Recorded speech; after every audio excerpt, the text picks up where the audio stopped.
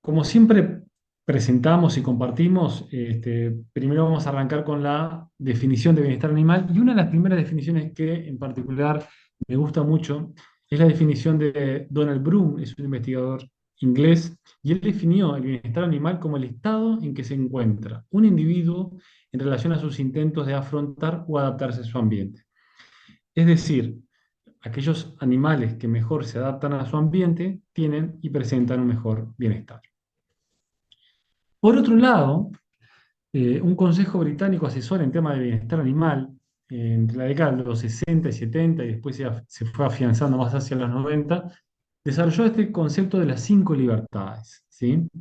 Entendiendo las cinco libertades como ausencia, ¿tá?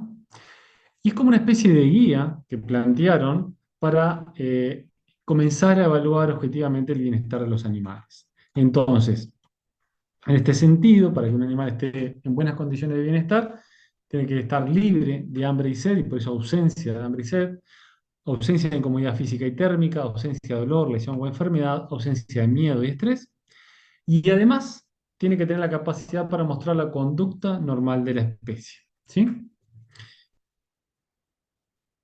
Más recientemente, un investigador de Nueva Zelanda, David Mellor, va un paso más allá y lo que presenta desde el concepto de los cinco dominios, y esto en general para todos los animales, es el concepto de bienestar animal desde un punto de vista en el cual, o desde el concepto de una vida que valga la pena ser vivida. ¿Y esto a qué va en sí? Bueno, hasta ahora con las cinco libertades lo que hemos visto es que no tenga miedo, que no tenga dolor, incomodidad física, térmica, etcétera, ¿no? Pero no alcanza con no tener las cosas negativas. También es importante que ese individuo tenga cosas positivas. Y es un poco a esto que va David Merlo. Él plantea cinco dominios: la nutrición, el ambiente, la salud, comportamiento y un estado mental.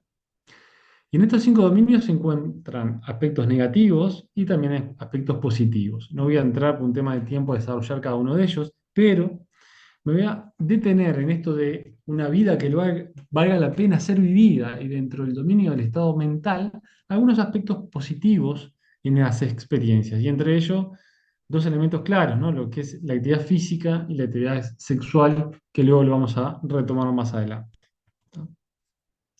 Bueno, si nos detenemos en estas cinco libertades, podemos ver que todas de una u otra manera confluyen en lo que es la respuesta de estrés.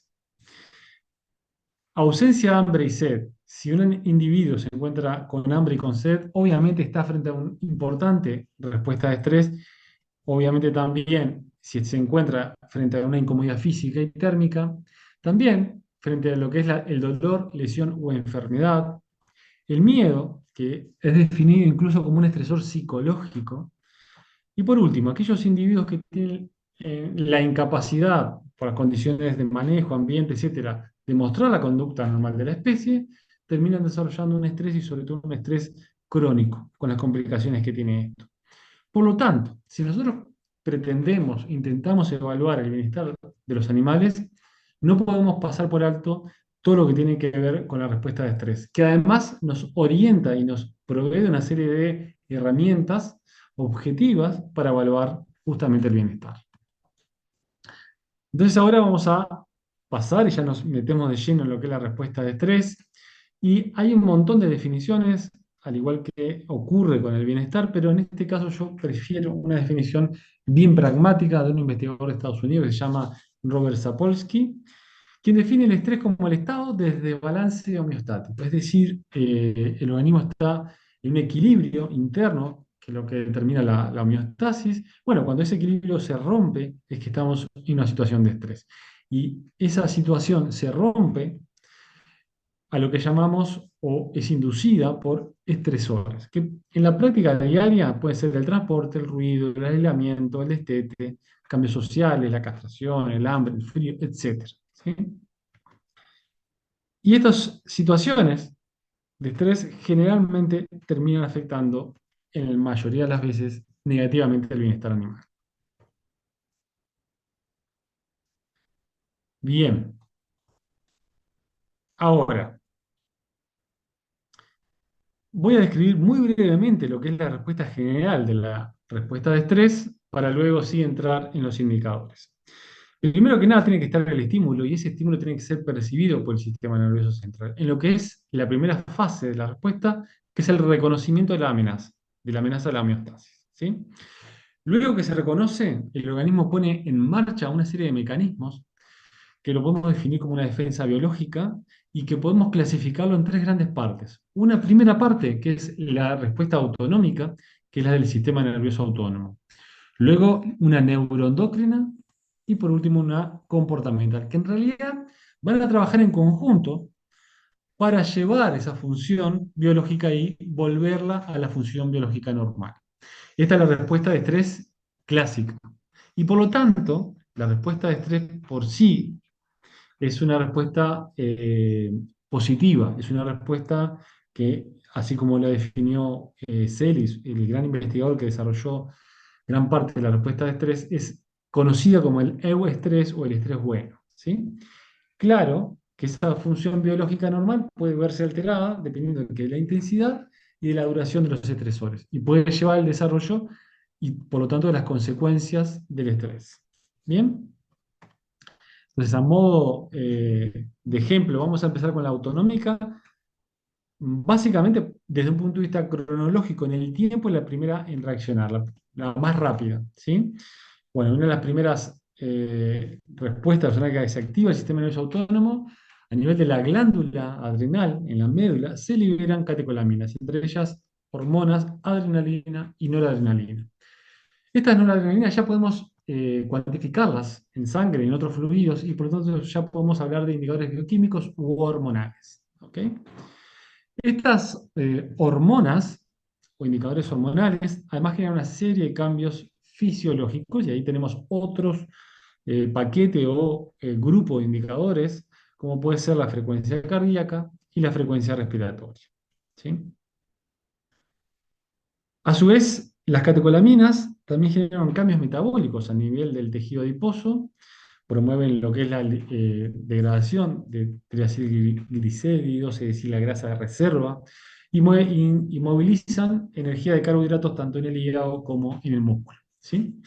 Es interesante verlo de esta manera y en función de diferentes tipos de indicadores hormonales, bioquímicos, metabólicos y fisiológicos, porque para evaluar la respuesta de estrés y por lo tanto también del bienestar, muchas veces uno piensa que necesitamos elementos costosos o de difícil evaluación y muchas veces con poder evaluar cuestiones tan sencillas como la frecuencia cardíaca o la frecuencia respiratoria, o después vamos a ver algunos elementos de comportamiento, nos brinda mucha información que incluso en muchos casos es hasta mucho más importante que indicadores hormonales. Claramente, después lo vamos a ver al final, esto va a depender de la situación y los contextos, pero es importante que puedan ir viendo la importancia de también no quedarse con un solo indicador, sino usar un conjunto de ellos. ¿Tá? Bien, con respecto justamente a las catecolaminas y hablando de rumiantes, si sometemos a ovejas en la presencia de perros, es decir, el depredador de estos animales, podemos ver cómo la norepinefrina se incrementa muy rápidamente en sangre y después cae rápidamente también. Lo mismo ocurre con la epinefrina. ¿Tá? Hablamos de noradrenalina o, en el caso de la epinefrina, adrenalina. ¿Tá? Tienen cambios que son muy rápidos en el tiempo una vez que aparece el estímulo, en este caso, el perro. Se incrementa rápidamente y después cae también rápidamente. ¿Bien?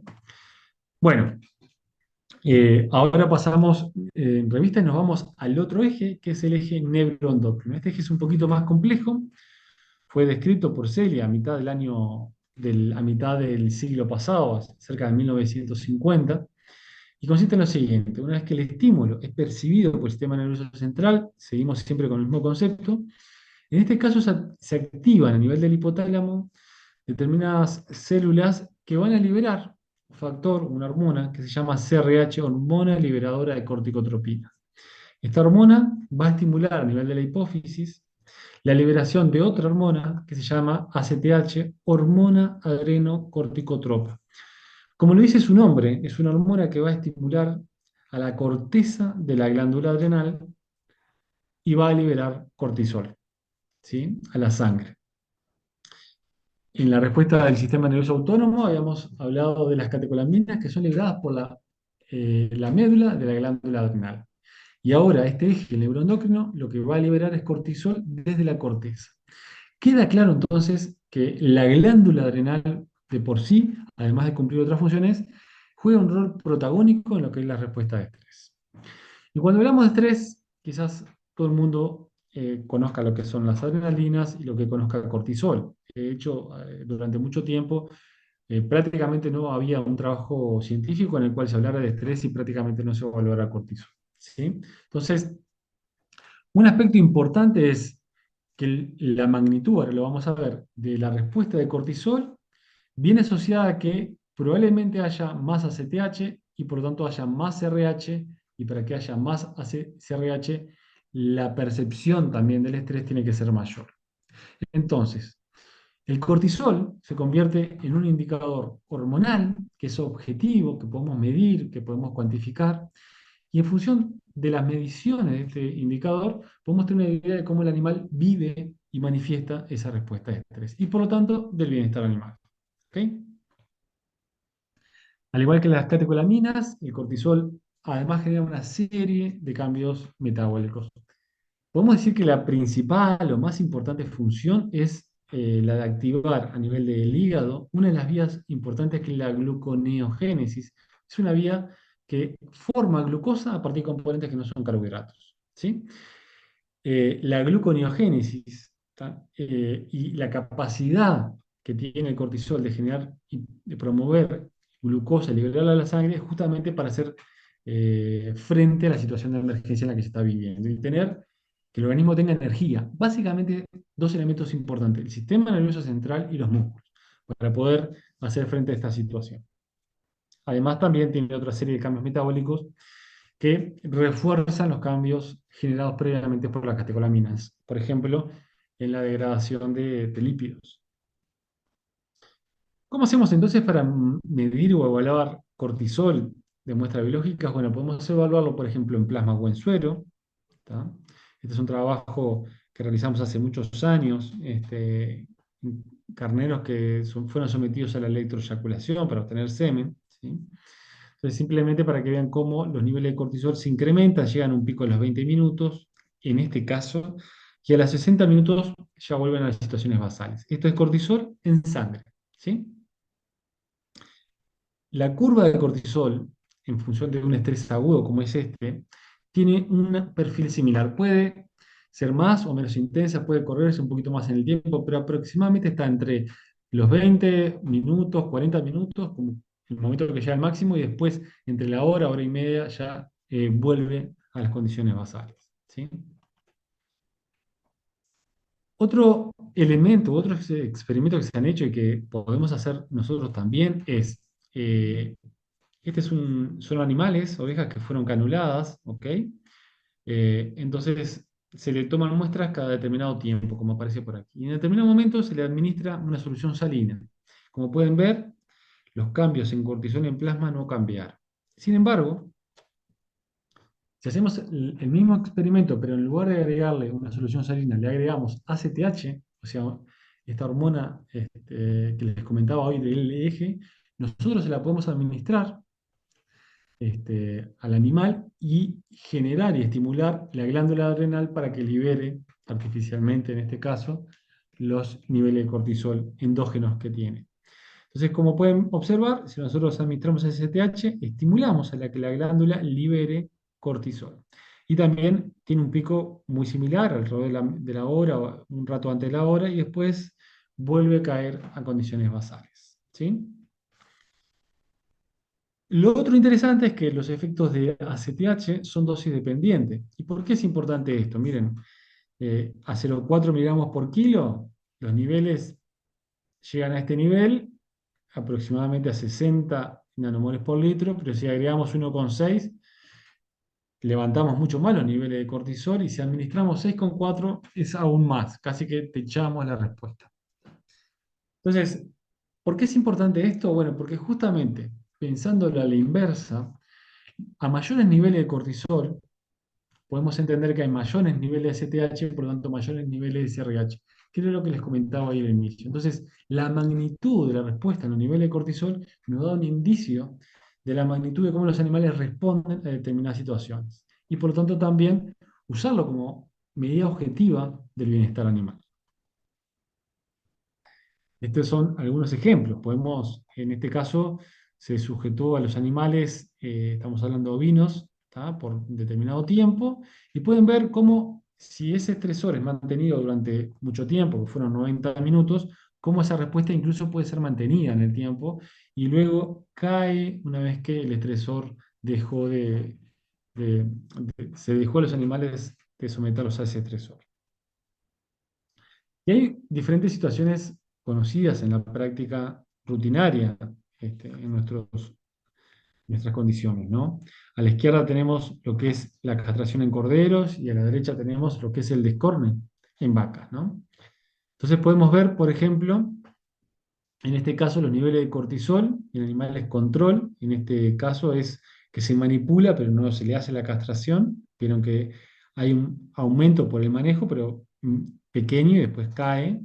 Y acá tenemos dos tipos de respuesta en función de las técnicas. Por un lado tenemos la gomita elástica, esta es una gomita que se le pone en la parte caudal y justamente genera isquemia y a largo plazo, en días, esa por isquemia genera necrosis y la cola termina cayéndose. Esa es una forma. Otra forma es usar tratamiento quirúrgico, que con un cuchillo se corta en determinadas regiones de la parte caudal, ¿no? Como pueden observar, en función de este trabajo y en función de las mediciones de la concentración de cortisol, queda claro que la respuesta quirúrgica, la actividad quirúrgica de la castración, perdón, es la castración, me estaba refiriendo a, les comenté sobre el corte de cola, pero estamos hablando de la castración acá. Cuando se castra de forma quirúrgica, los niveles de cortisol son mayores que cuando se castra por la gomita elástica, pero en definitiva es lo mismo, ¿tá? El mecanismo es similar. Entonces, si nosotros tomamos en cuenta solamente este indicador, en el caso del cortisol, dado que la parte quirúrgica tiene una mayor respuesta, ¿tá? No elegiríamos el quirúrgico para castrar los corderos. Quizás se puede elegir la goma elástica, ¿no? Estas son algunas de las formas y herramientas que medidas objetivamente pueden ayudarnos a tomar decisiones en lo que son las prácticas de manejo. Esto quiero aclarar que lo que estamos viendo aquí es a corto plazo. Después habría que ver cómo son las respuestas un poco más a largo plazo. Pero es un ejemplo de cómo se pueden tomar o puede ser de ayuda estas mediciones.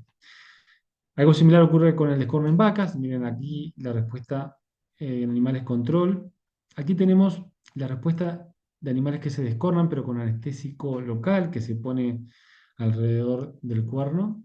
Y si lo comparan con lo que es el descorne habitual sin anestesia local, miren la magnitud de la respuesta, ¿no? Interesante es que, claro, que durante las primeras casi 5 horas, la respuesta al descorne sin anestesia es significativamente mayor que la que tiene anestesia. Pero aquella que incluso tuvo anestesia local, que es esta que aparece por aquí, luego de las 4 o 5 horas, miren cómo los niveles de cortisol se incrementan nuevamente. Esto evidentemente es por que la anestesia local ya deja de tener un efecto y el animal empieza a manifestar el dolor por la lesión ocasionada. Estos son dos claros ejemplos para que ustedes visualicen. Bueno, este es el Hanseli, quien describió por primera vez la respuesta de estrés como tal, el que trajo a la medicina y a la biología, al mundo científico, el concepto de estrés tal cual hoy lo conocemos. En su primera definición se hablaba del síndrome general de adaptación, hoy ya lo conocemos habitualmente como estrés, ¿sí? Bueno, este es el trabajo que yo les comentaba, que hicimos uno de tantos en el cual evaluamos la respuesta a la electroeyaculación y miren cómo los niveles de cortisol se incrementan arriba, pero abajo está expresado los niveles de glucosa en sangre y vean que los cambios se van dando y son paulatinos, graduales, pero se van incrementando, ¿tá? Obviamente los cambios en la glicemia no son tan tan rápidos como en el cortisol. Y lo otro importante es que también estos animales estuvieron en ayuna y sin embargo así los niveles de glicemia se incrementaron. Esto coincide con un montón de otros trabajos también realizados en ovinos, ¿no? En el caso de la sujeción, también miren cómo los niveles de glucosa se incrementan. En ovinos también hay otros tipos de estresores. Uno de ellos es el aislamiento social o el open field, que implica aislar el individuo de su grupo. Ustedes saben que los animales ovinos o vacas son animales gregarios, si los separamos de su grupo se estresan, ¿sí? Entonces, aquí también tenemos que cómo estos animales responden. La parte gris es los 10 minutos que estuvieron los animales encerrados, aislados. No hubo ningún evento físico ni doloroso que les haya generado la respuesta de estrés. El estrés que manifiestan es solamente por la aislación social, separarlo de su grupo. Igual así, miren cómo levantan los niveles, llegando a su máximo alrededor de los 20 y vuelven a condiciones basales cercano a los 60 minutos. ¿Tá? Después vamos a volver sobre esto. Bueno, ¿cómo hacemos para medir cortisol? Podemos medirlo a nivel de plasma o suero, como les comentaba anteriormente, pero el medirlo en plasma o en suero también tienen que tener presente que implica, es una técnica invasiva, necesitamos puncionar una vena, entonces eso a veces puede tener problemas, sobre todo si los animales no están habituados. Frente a eso hay otras maniobras y otras formas de evaluar cortisol desde otras muestras biológicas, como puede ser la saliva, ¿tá? Como puede ser la orina, como puede ser las heces o incluso pelo, como vamos a ver más adelante. ¿Tá? Esta es lo que es el tacto rectal para hacer el diagnóstico de gestación. Es un proceso bastante habitual en lo que es este, en vacas lecheras, ¿no? Entonces, ustedes pueden observar cómo los niveles de cortisol se incrementan, ¿tá? Significativamente, aunque el tacto rectal lleve nada más que 5 minutos, que es lo que aparece marcado en gris. ¿Ok? Esto es cuando medimos los niveles de cortisol en plasma. ¿Ok? Y ahora le voy a mostrar a la derecha, es una imagen similar, prácticamente es el espejo, pero la diferencia es que en vez de medir en cortisol en plasma, lo están midiendo cortisol en saliva. ¿Sí? Y otra diferencia importante. Esto va de qué tanto cambia si lo medimos en plasma o en la sangre o en saliva. Bueno, la respuesta es prácticamente la misma. ¿Tá? ¿Qué cosa es importante tener en cuenta? Es que si nosotros evaluamos en saliva, los niveles son muy pequeños comparado a lo que ocurre en plasma. El máximo nivel en saliva no supera los 4, sin embargo en condiciones basales generalmente no supera los 4 también en plasma, ¿no? Eh, Cuando en plasma pasamos de 5 casi que 40, 50, en saliva pasamos de prácticamente 0,5 casi a 4,5. ¿Sí? ¿Por qué esta diferencia entre plasma y saliva? Bueno, el tema es que cuando medimos cortisol en plasma, estamos midiendo el total del cortisol que tiene el animal, ¿está? Que está circulando por sus venas y arterias. En el caso de el cortisol salival, solamente evaluamos el cortisol que atraviesa la glándula y que pasa justamente por la saliva. Eh, lo que ocurre es que en sangre el cortisol está 90% unido a proteínas y un 10% libre. Este 10% libre es el que pasa por y que podemos medir en saliva, que pasa a través de la glándula y lo podemos medir. Por lo tanto, más allá de tener en cuenta estas cuestiones, también es importante tener en cuenta que si van a medir cortisol en saliva, tienen que usar técnicas bien sensibles para poder evaluarlo. Bueno, también en vaca lechera pueden medirlo vaya la redundancia, también en la propia leche. Esto es cortisol en leche. Mira, aquí así hicieron un experimento hace ya unos cuantos años en el cual administraron CTH y miren, los niveles de cortisol en leche, cómo se incrementaron. ¿Sí? Y otra cosa importante que está muy vinculada a la producción. En el momento que agregan ACTH, miren los cambios en la producción de leche en días. Disminuyó casi a la mitad los niveles de producción de leche durante casi 3 días. Y luego le volvió a retomar para varios días para volver a retomar las condiciones basales, que incluso no llegaron. ¿Sí? Esto también trae aparejado dos cosas. Por un lado, se puede medir cortisol en leche y por otro lado, el generar un desafío estresante puede disminuir la producción de una manera importante. ¿Sí? Bueno. Otra medida importante tiene que ver con la medición de cortisol en pelo, ¿sí? Obviamente hay muchos cuidados hay que tener en esto. En este caso, por ejemplo, este trabajo lo que observó es que los niveles de cortisol en pelo cambian según el color, y una vaca hablando que tiene pelos de color negro y pelo de color blanco hay que tenerlo en cuenta. En este caso a ellos les da que la muestra de pelo blanco tiene casi el doble de la concentración de cortisol que el pelo negro. Por lo tanto, un elemento importante es el color del pelo. Otro elemento importante es el lugar del cuerpo en el cual van a obtener este, las muestras. Las muestras siempre tienen que ser obtenidas en la misma región. Si es de la grupa, si es de la zona del hombro, si es del cuello, la que se decida, pero que siempre sea la misma. ¿Tá? ¿Qué ocurre con los trabajos que han evaluado cortisol en pelo? Han encontrado que bajo diferentes situaciones, ya sea de cojera, parto, metritis o mastitis, ¿tá? Diferentes situaciones de estrés, incluyendo el parto como un estresor incluso fisiológico, en todas ellas los niveles de cortisol evaluados como picogramos por miligramo de pelo se incrementaron significativamente. ¿Tá? Y esto es importante porque los niveles de cortisol en pelo es un indicador que después vamos a ver un poquito más claro, pero es un indicador que nos da una imagen, es decir, todo lo anterior que hablábamos antes, en plasma, en suero, en saliva, orina, leche, incluso en fecas, son estresores rápidos, estresores agudos. Sin embargo, el pelo, como soporte para evaluar cortisol, es de los pocos indicadores objetivos que nos evalúa o nos da una imagen de lo que ocurrió en esos animales durante 2 o 3 meses para atrás. Y por lo tanto es un importante indicador de estrés crónico. ¿Ok? Y entonces, bajo estas diferentes situaciones de enfermedad, es también un indicador de bienestar animal. Otra cosa interesante es que antes se pensaba que el cortisol que estaba en el pelo era aquel que venía por la sangre.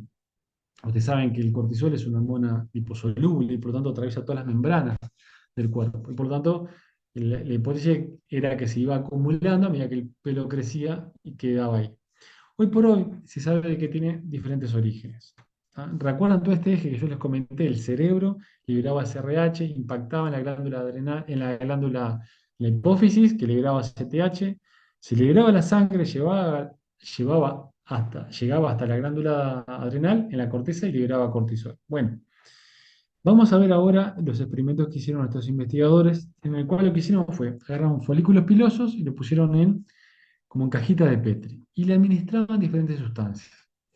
En este caso, lo que administraron fue, al de la izquierda no le administraron nada y al de la derecha le administraron CRH, o sea, hormona liberadora de corticotropina. ¿Y qué fueron lo que midieron? Justamente ACTH. Y como pueden observar, se iluminó, o sea, produjeron más ACTH el folículo al cual se le administró CRH. Es decir, como pueden ver en la grafiquita, los folículos pilosos son capaces de responder a los niveles de la hormona adrenocorticotropa y por lo tanto levantar los niveles, en este caso, de CRH para producir ACTH. ¿Ok?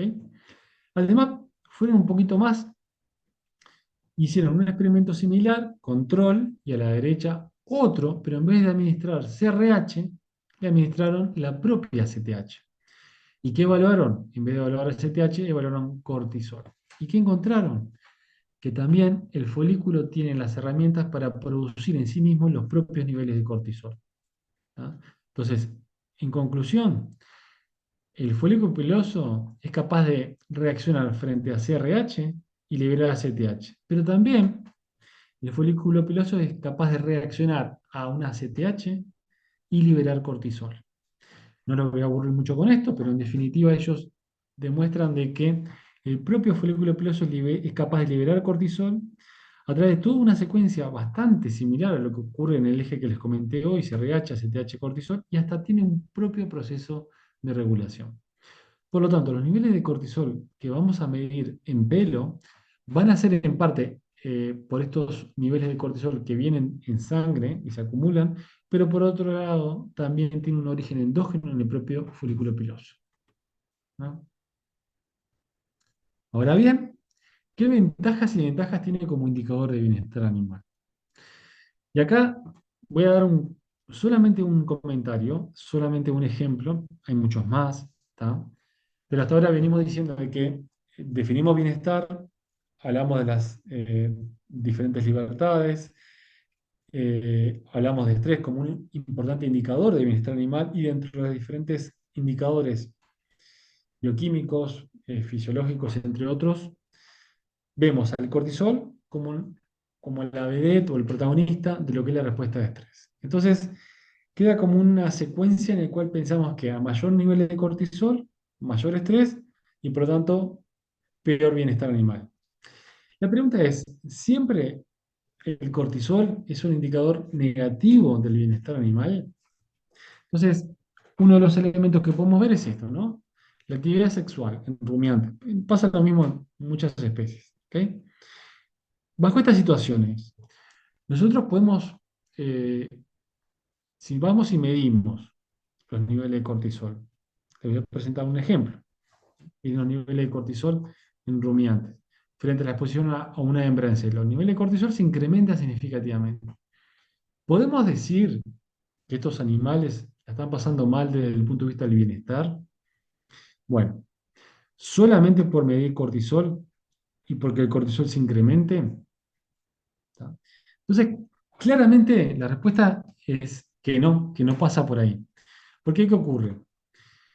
Eh, la actividad sexual, así como otras actividades, como es la actividad física, el ejercicio físico, implica una respuesta de estrés. ¿Tá? Y pone el organismo en marcha para que funcione este sistema y los niveles de cortisol se levantan. Ahora, siempre que se levanten los niveles de cortisol es indicativo de que el animal está sufriendo desde el punto de vista del bienestar. No, este es un claro ejemplo y lo mismo ocurre con el ejercicio físico. Por lo tanto, volvemos a aclarar que cuidado con la interpretación de los indicadores y en qué contexto es que lo están usando. ¿Sí? No siempre son negativos. ¿Tá? Y además otra cosa, ¿no? Siempre quédense con un solo indicador de bienestar. ¿Tá?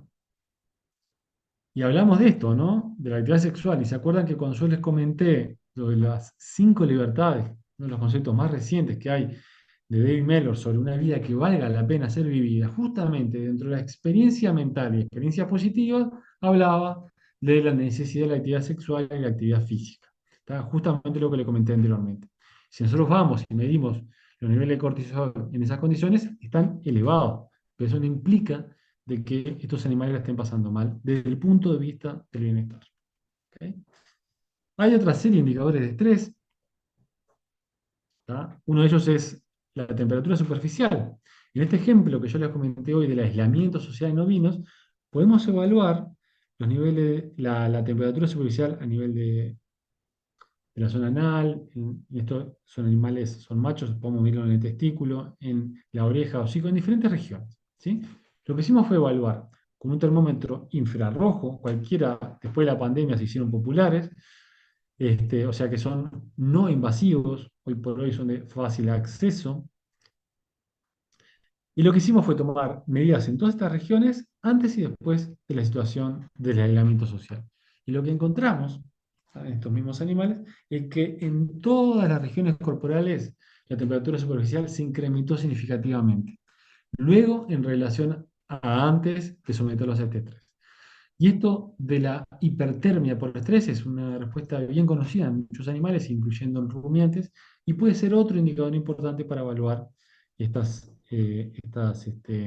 que es la respuesta de estrés y por lo tanto el bienestar. ¿Tá?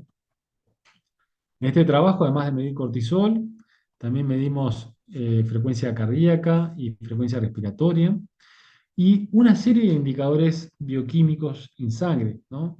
Algunos como la glicemia, como ya les comenté, pero también proteínas totales y también CK, por ejemplo, la CK es la creatinquinasa, es una proteína intramuscular, pero que frente a cambios importantes o daños musculares se libera a la sangre. En este caso, como pueden ver, se incrementó de una forma notable, ¿no? Hay otros cambios, como puede ser el hematocrito o hemoglobina, la parte roja, por ejemplo, que puede sufrir una caída. ¿Tá? Entonces, no todo se incrementa, algunas cosas se incrementan y otras caen de manera diferente, además, en diferentes tiempos. ¿Tá?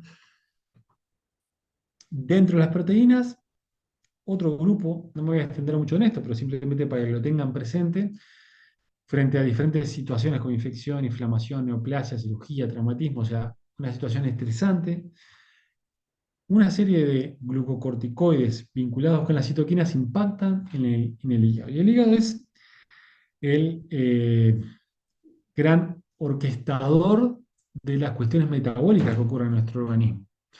Si hay que quitar elementos o hay que producir más, muchas veces es el hígado el encargado de ello. Y la gran cantidad de proteínas que están en la sangre circulando, la gran mayoría proviene del hígado. Entonces, es el hígado el que de alguna manera decide o no qué proteínas se incrementan o disminuyen.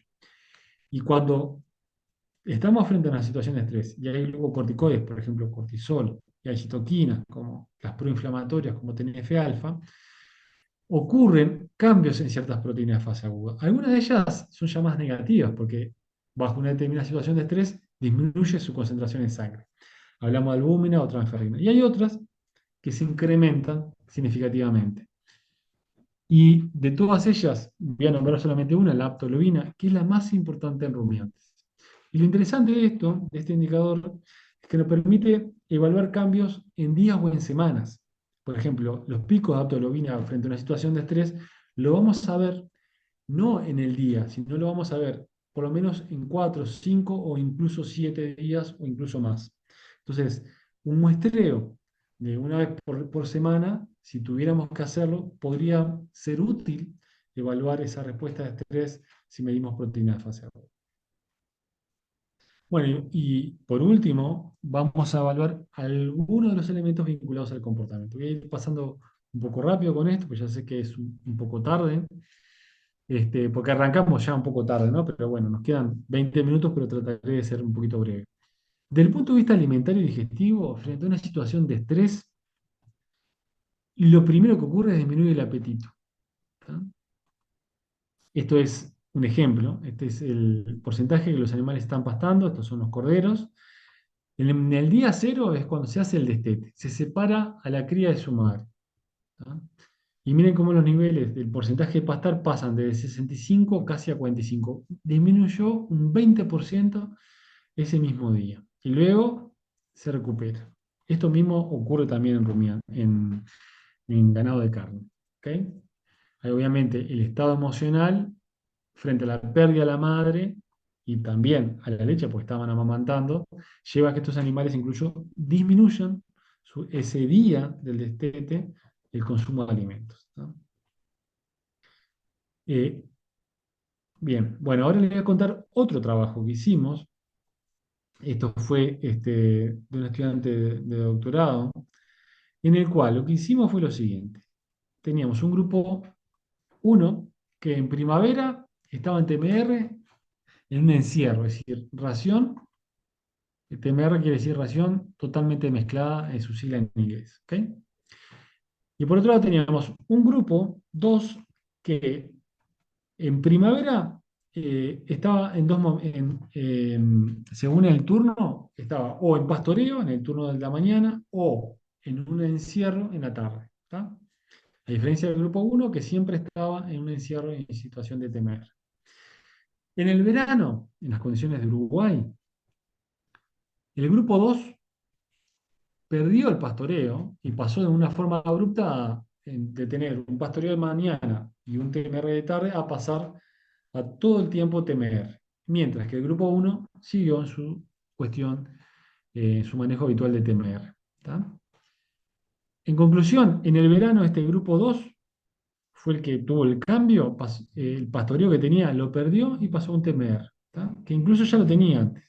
Entonces, ¿qué fue lo que hicimos nosotros? Evaluamos muestra de sangre, muestra de leche y comportamiento. Un mes antes de hacer este cambio, en los días en que se realizó el cambio, 3 días antes y 3 días inmediatamente posteriores a este cambio, y un mes después. Y les voy a mostrar algunos de esos resultados. ¿Sí? Vamos a ver lo siguiente. Esto es un mes antes. Esos días alrededor del cambio, 3 días antes es con la B, before, y 3 días después, after, y al mes luego del cambio. ¿Ok? Esto es rumiando y esto es comiendo.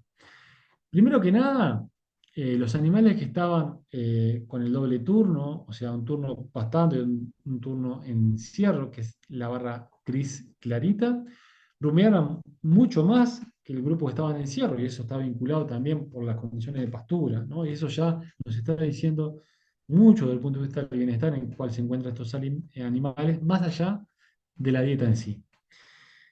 Pero lo importante que les quiero mostrar ahora es esto, ¿no? Este es el momento en el cual se realiza el cambio abrupto. Esto era al mes, esto es a los 2 meses. ¿Tá? Pero a los 2 meses, esto que le estoy mostrando es los 3 días inmediatamente antes de realizar el cambio. ¿Tá? Y vieron que prácticamente es igual. Pero de los 3 días anteriores a los 3 días posteriores, inmediatamente de hacer el cambio, miren cómo los niveles de rumia disminuyeron.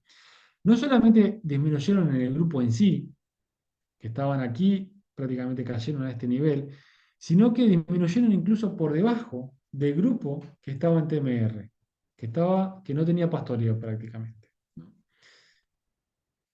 E incluso los niveles de rumia tendieron a ser menores un mes después. Entonces, esto lo que nos está diciendo es cómo los animales respondieron frente a esta situación de cambio abrupto, en el cual pierden la posibilidad de pastar, que es una condición positiva para ellos, ¿tá? Cómo dejan de rumiar, siendo la rumia uno de los importantes indicadores comportamentales de bienestar en rumiantes. ¿Sí? Y aquí lo estamos viendo. Muchas veces estos trabajos son interesantes. ¿Por qué? Porque muchas veces los productores toman decisiones rápidas a la hora de, por ejemplo, no sé, tengo poca pastura, mejor los encierro, y la decisión es de un día para el otro. Y los encierran por cosas o elementos que pueden ser positivos. Por ejemplo, en este caso está vinculado a evitar cuestiones de estrés calórico. ¿Sí? Los encierran. Si yo les muestro datos de producción de leche, a este grupo que pasó de pastoreo y encierro a solamente encierro, los niveles de producción de leche se incrementaron. Y uno puede decir, qué bueno que mejoró el sistema. Ojo y cuidado con eso, sí, mejoró la producción de leche porque le diste más de comer, pero del punto de vista del bienestar, esos cambios abruptos que hacemos, ellos también lo sufren y cuesta tiempo adaptarse. Miren los grandes cambios que hubieron en esos 3 días y cómo se mantiene hasta un mes después. ¿Tá? Y esto va con un concepto muy antiguo y es que los animales no son máquinas que hacemos tipo que prendemos o bajamos una llave, llevan procesos. ¿Tá? Y por más que en algunas variables, como puede ser en este caso productiva, que mejoren, desde el punto de vista comportamental, en realidad tuvieron dificultades en adaptarse por lo menos rápidamente en el tiempo. ¿Tá? Este es otro trabajo que lo que evaluaron fue de un grupo de animales, evaluaron, dividieron en dos aquellos animales que tienen bajo cortisol o alto cortisol. Y observaron que aquellos animales que tenían alto cortisol justamente eran los animales que tenían menor frecuencia de rumia. Un poco y en el mismo sentido a lo que le comentaba anteriormente. Otros indicadores de estrés agudo son las frecuencias de defecaciones y micciones. Esto lo hemos vivenciado incluso nosotros en cualquier momento de examen, ¿no? Como un momento clave, muy, muy estresante. En este ejemplo del Open Field, nosotros evaluamos las defecaciones. En este caso estábamos hablando de animales de alto o bajo rango jerárquico. La barra azul son los de bajo rango jerárquico y los de alto rango son la barra amarilla. Y observamos que los animales de alto rango jerárquico se defecaron con mayor frecuencia que los de bajo rango. Y esto es importante porque en un comportamiento tan simple como es la defecación en una situación de estrés de aislamiento, nos permite hacer inferencias sobre cómo los animales respondieron a esta situación. ¿Sí? Esta es otra situación bajo las mismas condiciones, pero en este caso estamos comparando corderos que fueron criados artificialmente, AR, versus criados por su madre, DR. Y también observamos que los corderos que fueron criados por su madre se estresaron más que los criados artificialmente, no solamente por la locomoción, la frecuencia de locomoción, sino también en la frecuencia de eliminaciones, ¿sí? Es decir, que defecaron y orinaron con más frecuencia. Entonces, otro ejemplo de cómo indicadores comportamentales y tan simples como las eliminaciones nos permiten así inferencia de cómo los animales responden a diferentes situaciones de estrés. Desde el punto de vista reproductivo, bajo una situación de estrés y sobre todo agudo, eh, se inhibe lo que es la respuesta reproductiva. ¿Por qué? Porque bajo esa situación la reproducción pasa a ser un loop.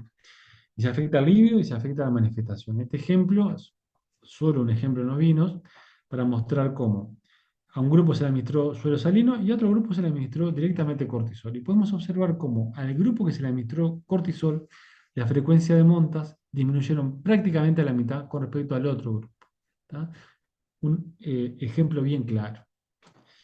No voy a indagar mucho más en los machos, porque ese es otro capítulo. Los invito a revisar esta revisión que hicimos hace ya unos cuantos años, ¿tá? En el cual evaluamos cómo las diferentes hormonas de este eje, hipotálamo, hipófiso, adrenocortical, es decir, glucocorticoides, ACTH, o el eje simpático adrenomedular, y hablamos de las catecolaminas, impactan no solamente a nivel del hipotálamo, la pituitaria y las gónadas, inhibiendo o incluso en algunos casos hasta estimulando. Y ahí lo dejo picando para que ustedes puedan, si quieren, revisar ese paper. Cualquier duda me comentan o me pueden escribir. Y otro elemento importante de la comunicación es el aumento de la cantidad o la frecuencia de las vocalizaciones frente a diferentes situaciones. Como podemos ver, el comportamiento es una herramienta fundamental a la hora de evaluar el estrés y el bienestar, y además es bastante sencillo de evaluar y cuantificar. ¿Tá? Si no es costoso, no necesitamos grandes aparatos, simplemente una clara y prolija metodología. ¿Tá? En este ejemplo que les comentaba, el destete, miren cómo estos corderos prácticamente no vocalizaban antes de realizar el destete, pero en el día del destete pasaron de no hacer, casi no vocalizar, hasta el 40% de las observaciones en un día estaban vocalizando. Obviamente, ese comportamiento lo realizan bajo este contexto y esta situación de estrés particular porque perdieron a su madre y esas vocalizaciones tienen el objetivo de buscar contacto con esas madres, ¿no? Luego que no encuentran respuesta, esa respuesta se tiende a extinguir y a los 2 días prácticamente ya están en condiciones basales. Bueno, lo mismo ocurre con otras situaciones. Ahora, volvemos a esta situación de estrés y aislamiento social, que es lo que yo les comentaba, si a una abeja nosotros la separamos de su grupo y la aislamos, tenemos una importante respuesta de estrés. ¿Tá?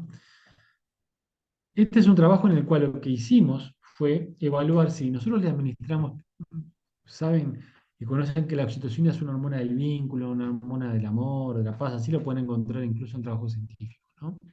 Por todas las implicancias que tiene, más allá de la parte reproductiva en sí. Entonces, le administramos oxitocina 40 minutos antes de que las ovejas fueran aisladas en la situación de estrés. Entonces, miren aquí, la barra gris es el momento que estuvieron los 10 minutos aislados y, a diferencia de nuestra hipótesis, los animales que tuvieron oxitocina previo se estresaron más que los que no tuvieron oxitocina. ¿Sí? Cuando fuimos a evaluar las vocalizaciones durante esos 10 minutos, también observamos el grupo que tuvo oxitocina también tendieron a presentar mayor frecuencia de vocalizaciones que el grupo que no tuvo oxitocina. Por lo tanto, ya sea por cortisol o por un indicador comportamental como son las vocalizaciones, observamos que estas ovejas se estresaron significativamente más que aquellas que no tuvieron oxitocina. ¿Tá? Un poco la respuesta diferente a nuestra hipótesis original fue que se estresaron más y se le administró oxitocina. ¿Pero por qué? Porque justamente se administró oxitocina 40 minutos antes. Entonces, la hipótesis es que como se le administró oxitocina, mejoró el vínculo entre esas ovejas y por lo tanto, como mejoró el vínculo, eh, y la respuesta de estrés al aislamiento, ¿tá? Que hablamos en el Open Field, está vinculada al grupo, a la cohesión, la oxitocina generó más cohesión y por lo tanto, cuando se las separó de su grupo, respondieron con mayor intensidad. ¿Sí? Bien, otro trabajo reciente que hicimos más recientemente, pero evaluando otra esfera de otros estímulos, fue frente a la situación de la respuesta de estrés del comportamiento sexual. Como podemos ver, pasan dos cosas. Anteriormente era un aislamiento social, no había, en esos 10 minutos estaba aislado de todos los individuos. En esta situación, en la cual los sometemos a las ovejas, en este caso a los machos, a un estímulo positivo, que es una hembra en celo, y que no es un aislamiento, porque en realidad está con un cono específico, pero además es una hembra, y además está en celo. Entonces las situaciones son distintas. Lo que hicimos fue un diseño cruzado. En el día cero, un grupo de carneros recibieron oxitocina y otro grupo control, suero salino, 40 minutos antes de someter a los animales a una situación de estrés. Antes y después tomamos muestras de sangre. En estos 20 minutos evaluamos el comportamiento sexual. 15 días después invertimos los grupos y el grupo que antes recibió suero salino ahora recibió oxitocina y el que en el día cero recibió oxitocina ahora pasó a recibir la solución salina. Y después hicimos todo exactamente igual. ¿Ok? Es decir, que todos los carneros pasaron por ambas situaciones. ¿Tá? Y acá pasamos por los diferentes comportamientos. El olfateo no genital, que es parte del repertorio del cortejo, el acercamiento lateral y el flema. Del cortejo, la barra negra es el grupo que tuvo oxitocina y la barra blanca el grupo control. Como podemos observar, el grupo que recibió oxitocina tuvo una disminución significativa en el flema, prácticamente que no hicieron flema, ¿no? Comparado con el grupo control. Y en el resto, en lo que es el comportamiento de montas, como pueden ver, visualmente la barra negra estaba por encima de la barra blanca, es decir, el grupo con oxitocina estuvo por encima del grupo control, ya sea en intento de montas, en montas y montas con eyaculación. Sin embargo, la única que fue significativamente diferente fue en las montas con eyaculación. ¿Tá? Es decir, desde el punto de vista del comportamiento sexual, la oxitocina hizo que los animales realicen menos flemen, pero mayor frecuencia de montas con eyaculación. Es decir, fue un comportamiento más efectivo desde el punto de vista del éxito reproductivo. Cuando fuimos a evaluar el comportamiento, la respuesta de cortisol, observamos que en el conjunto de todos los tiempos, el grupo que recibió oxitocina tuvo menor respuesta que el grupo que no recibió oxitocina. Por lo tanto, a diferencia del trabajo que les mostré anteriormente, cómo la respuesta de cortisol depende de su contexto. En este caso, en las dos situaciones se le había dado oxitocina. Uno, frente a una situación de aislamiento, y otra, como es este, frente a una situación de estrés frente a la respuesta sexual frente a una hembra en serie. Entonces, en este caso, la respuesta fue favorable para los que tuvieron oxitocina, en el sentido de que tuvieron un comportamiento sexual más efectivo y a la vez con menor respuesta de estrés. ¿Sí? Y por último, en relación a lo que es el estrés crónico, lo que tiene que ver con las estereotipias, ¿no? Los individuos, cuando se les quita la capacidad del ambiente y se les reduce el espacio, generalmente hacen estos comportamientos que son comportamientos repetitivos sin función aparente. ¿Tá? Y en general son indicadores de estrés crónico. Como no puede pastar ni comer, que es lo que hacen la gran mayor parte del tiempo los rumiantes, muerde las barras y hace este comportamiento de estereotipias orales. ¿Tá? Ya para ir cerrando, bueno, esto lo voy a pasar, cualquier cosa si tienen dudas lo vemos. Quiero cerrar con esto de que no se queden con un solo indicador, usen diferentes tipos de indicadores, pueden usar algunos indicadores bioquímicos, endocrinos o hematológicos, hablamos de los glucocorticoides y catecolaminas, pueden evaluar glicemia, creatinquinasa o diferentes proteínas. Pueden usar indicadores fisiológicos como frecuencia cardíaca y respiratoria o temperatura corporal o indicadores comportamentales podemos usar vocalizaciones, estereotipias, entre otros, ¿sí?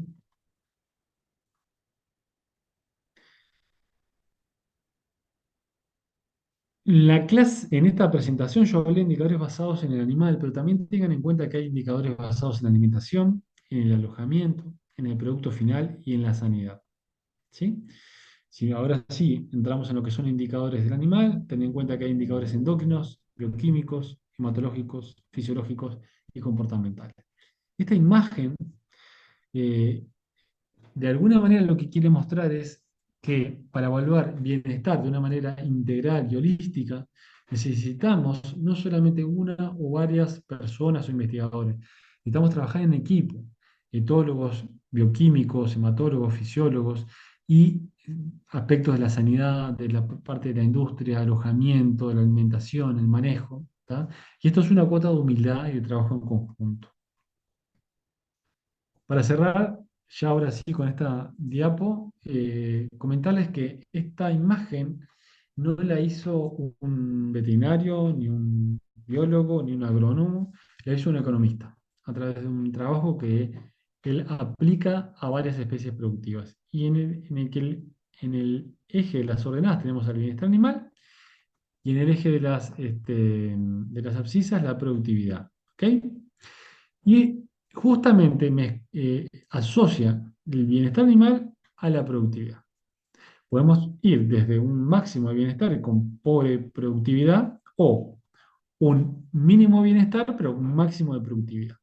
Obviamente un desafío para nosotros como veterinarios es llegar a este corte, ¿tá? Un punto de equilibrio entre un buen ajuste de bienestar vinculado a la productividad. Y si hacemos ese corte y trazamos una recta, vemos que en términos generales, independientemente o más allá del punto de origen, a mayor bienestar, mayor productividad. Y es justamente este equilibrio el que tenemos que trabajar, ver las condiciones para poder llegar a esto. Y en este sentido, el bienestar animal, no solamente por la importancia que implica desde el punto de vista ético, sino también porque aquellos animales que son producidos en mejores condiciones de bienestar tienen también mayor productividad, no solamente en cantidad, sino también en calidad. Bueno, muchas gracias. Estoy a las órdenes por cualquier pregunta. Creo que cumpliendo un poco con los tiempos de no pasarnos una hora.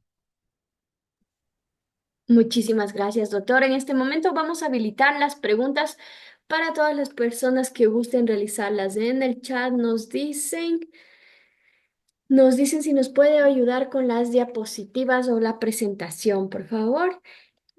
También nos dice Fabricio. Miguel Ángel nos dice gracias, saludos desde Córdoba, Veracruz, México. Gracias, doctor Juan Pablo de Mea. Saludos desde Uruguay y Ecuador, también colegas de la TAM. Fabricio dice, doctor, saludos desde las Islas Galápagos. Oscar Qué Ernesto lindo. nos menciona saludos desde la Ciudad de México. Florencia dice, hermosa charla, qué placer. Muchísimas gracias.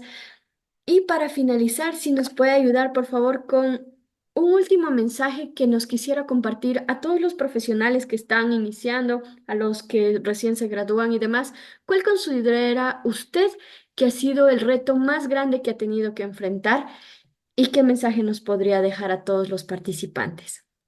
Bueno, primero que nada que quedé muy contento con el mensaje de Fabricio porque tengo mucha ilusión de conocer Islas Galápagos, así que Fabricio, todo lo que pueda hacer para poder visitar esas islas, que desde niño soy apasionado, así que sería un sueño poder conocerlas, así que estoy a las órdenes, si puedo ayudar en algo, me encantaría ir para ese lugar, sé que no es fácil, pero bueno, más allá de eso,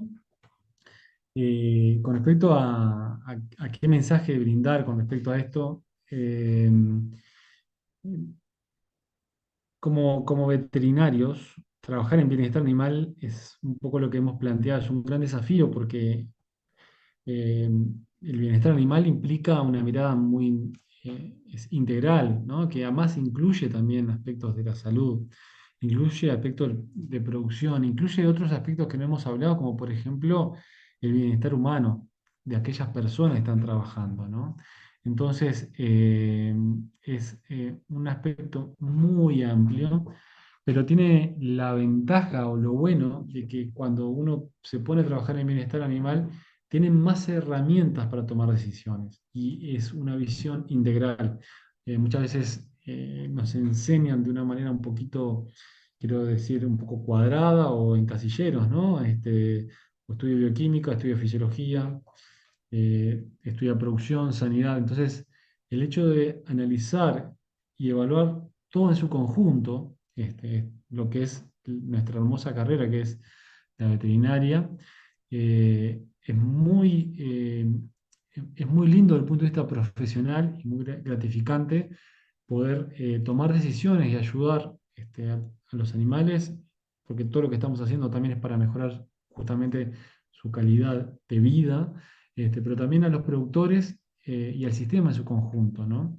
Otro elemento importante también que me parece importante destacar para nosotros que somos latinoamericanos es que nosotros tenemos que validar las características y las condiciones de bienestar de nuestros sistemas, que no son siempre las condiciones de los sistemas europeos o de Norteamérica, en el cual no son las mismas. Por ejemplo, en Norteamérica y en muchos lugares de Europa, a los animales se los confina durante muchos meses. En Uruguay, por ejemplo, la producción, podemos decir que más del 90% de las vacas que están a pastoreo, en producciones lecheras, están incluso de carne, están en sistemas pastoriles, con todo lo que implica eso para el bienestar de los animales. Entonces, si uno va a evaluar estrés o condiciones en esas situaciones, pueden ser, o por ejemplo, lo que es distancia de fuga. Para un europeo viene a Uruguay y lo más probable es que diga, estos animales están estresados. Y no, no es que estén estresados, es que es su lugar y esas son las condiciones. Este, y otro elemento y más vinculado a esto del pastoreo, es que tampoco lo mencioné anteriormente para no aburrir, pero sí es importante, es que las condiciones nuestras pastoriles no solamente mejora el bienestar de los animales, sino que mejora el bienestar de los propios consumidores. ¿Por qué? Porque la pastura mejora la calidad de la leche. Y estoy hablando de un montón, por ejemplo, de perfiles de ácidos grasos, entre ellos el ácido linoleico conjugado, que es anticancerígeno, antihipertensivo, entre otras grandes cualidades. Entonces, como les comentaba al inicio, trabajar en bienestar no solamente implica trabajar en bienestar, sino que vamos un poquito más allá y estamos trabajando sobre el bienestar, como decía un gran amigo que ya no nos acompaña, Gabriel Tarazona, un colombiano, estamos trabajando en un bienestar, en esto de acompasar una salud. Perdón que me extendí un poquito con este comentario final. Claro que sí, muchísimas gracias, doctor. Y nos menciona también José Alfredo, dice, excelente plática, felicidades. Saludos desde Huatusco, Veracruz, México. Fabricio nos dice también, claro que sí, doctor, un gusto poder tenerlo por acá en las islas y poder generar capacitaciones sobre bienestar animal a los productores. Sí, justamente en las Islas Galápagos hay mucho cuidado y nos aportaría muchísimo en esta parte. También nos menciona, ahí nos deja de igual forma el correo electrónico, el doctor para poder contactarnos con él. De igual forma, Ari nos dice, ¿cómo es que puede medir el cortisol en el pelaje? Un saludo desde Querétaro, México. Bueno, muchas gracias. Ahí les mandé el correo estoy a las órdenes por cualquier consulta, comentario. Con respecto a la pregunta del pelaje, ¿cómo podemos medir? Bueno, un tema que tiene el pelo, tiene muchas ventajas el pelo. No es invasivo, se puede almacenar en bolsas de plástico, lo que sí tienen que cuidarse de que no tenga luz solar, porque eso sí lo puede lesionar. Pero después no es invasivo, se puede mantener por mucho tiempo y es bastante robusta la medición en esta situación. Lo que también tiene que tener presente es que siempre tiene que ser medida en muestras del mismo color de pelo y en una misma zona. ¿Tá? Lo otro más importante también a tener en cuenta es eh, que ustedes tienen que, como es una medida de 2 o 3 meses, entonces se recomienda rasurar la piel, bien muy cerca de la piel, pero sin lastimar la piel, y esperar o someter los animales a esa situación y volver a rasurar 2 o 3 meses después. ¿Tá? La idea es que entre 2 o 3 meses sean momentos prolongados. Por ejemplo, si queremos evaluar la respuesta frente al estrés calórico, bueno, sería ideal evaluar o tomar muestras antes de entrar en esa época y por lo menos mantenerlo 1 o 2 meses luego de esa época. ¿Sí? Y a nivel de laboratorio es muy sencillo, a ver, es sencillo, pero también tiene una parte artesanal, que es se hacen lavados con alcoholes, luego se pesa, se pican en fragmentos muy, muy pequeños, después se deja mantenido en una situación en alcoholes, como puede ser, por ejemplo, metanol, ahí se extraen los esteroides, se deja secar y después simplemente estos esteroides se resuspenden en un buffer y se miden en una ELISA, que nosotros usamos la empresa Neogen, pero digo, pueden usar cualquier otra, que hemos andado muy bien. Puedo compartirles y me mandan también algunos trabajos sobre eso. No sé si contesté la pregunta del colega en México, pero Claro que sí, doctor. Muchísimas gracias. Bueno, realmente para nosotros es un honor haber contado con ustedes el día de hoy. Créame que es de un gran aporte para todas las personas y mucho más para todos los participantes que se encuentran en este momento en vivo y también para quienes van a estar en las grabaciones visualizándolo. Esperamos poder contar con usted en una próxima oportunidad. Gracias por compartirnos un poquito de su gran experiencia y transmitirnos a través de su experiencia este conocimiento profesional. Muchísimas gracias por su participación. no, muchas gracias a ustedes y fue un gusto compartir con ustedes y con todos los colegas de América Latina.